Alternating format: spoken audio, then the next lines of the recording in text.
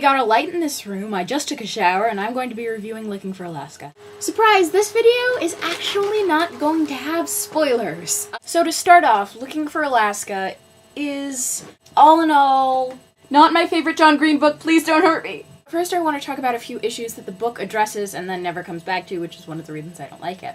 I think I'm getting distracted by chewing gum. How does that even happen? It's talked about the fact that the main character, Miles, or Pudge as he is known by his friends, is getting good grades for the sake of going to a good college. He says he wants a 3.4 GPA, which he later lowers to a 3-point GPA because he wants to get into a good college, not because of the grades, which is a huge problem with our school education system and with our world, because people are just constantly moving forward, and they don't realize that, well, it's my opinion, that is not the point, because you are only moving towards death. That is really depressing. So in kindergarten, you're working towards elementary school. In elementary school, you want to be a middle schooler. And in middle school, you want to work to be a high schooler. In high school, you want to go to college. And that's not true for everyone. And in college, you want to get a job. And when you have a job, you're waiting for retirement. And while you were retired, and when retired, you're just holding out until you die. So I personally don't see much point in working constantly forward towards death, because that doesn't seem fun to me. There's a quote that says that the reason that students cheat on tests is because the school system values grades more than students value learning, which is true in a lot of public schools, not so much in all of the private schools, but definitely in some. And not necessarily in all of the public schools, but yeah, in some.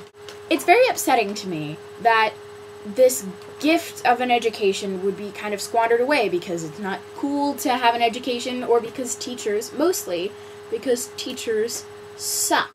I mean, a lot of teachers are just, they're jobs to them, and I don't think anyone should make a job out of teaching if it's not something they want to do, or not something they like doing, or not something that they even enjoy doing remotely, because some people teach who hate children.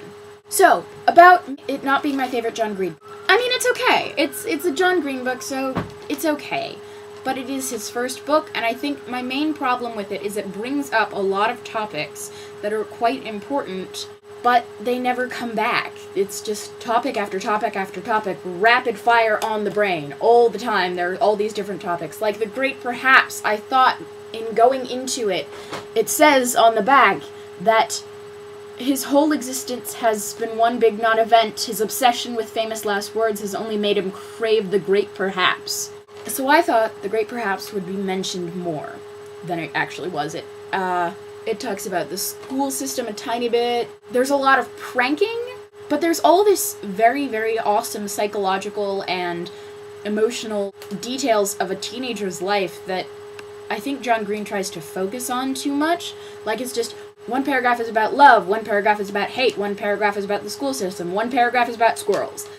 It would be better if he actually went back to any of the topics, but that is my reason for not liking it. If someone disagrees with me, which I'm sure people will, please let me know down in the comments. We can get a thing going. So people actually often ask John Green if it was his kind of a mock biography, because he based the school off of where he went to school.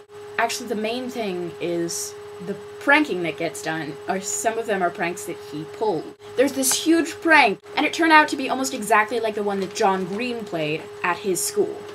I don't really know how I feel about authors taking a fictional story and inserting bits of their own life into it. I haven't read a lot of that happening, so I don't know. I think it worked here, but I can see very easily how it could go south. Overall recommendations. I would say writing style good, pacing I guess kind of slow, story arc pretty good. Overall, one thumb, medium, uppish. I mean, it's not bad. It's just not fabulous. I'll see you all in the next few days when I review Go Ask Alice, which has some controversy about it, but I will talk and talk and talk and never stop because, you know, why else would you start a YouTube vlog? Bye!